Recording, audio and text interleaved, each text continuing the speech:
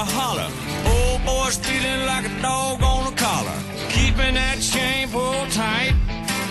Waiting on Saturday night. Put on the smell good, put on Skinner. Hello, friends. This is Zarbod. One of my viewers asked about my family. Well, I guess I have already told you about mother. But not the rest of them. Let me warn you though, things have always been a little odd. Some people say my family tree is more of a family wreath. But that is not fair. Nevertheless, I actually am my own grandfather. Now some of you may say, Zarbod, how could you possibly be your own grandfather? Simple. Well, actually it's not simple, but let me explain it like this.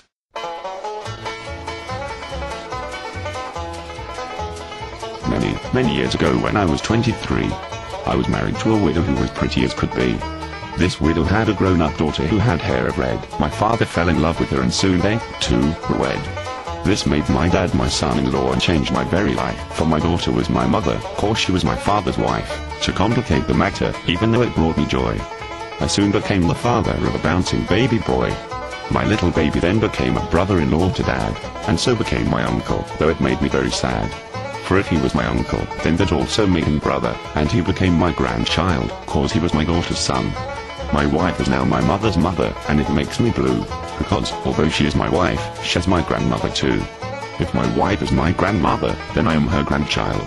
And every time I think of it, it nearly drives me well, for now I have become the strangest case you ever saw.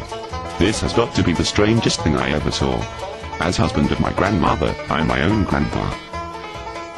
Until next time, I remain your humble servant, Zarbod. Zarbod, you are a silly alien.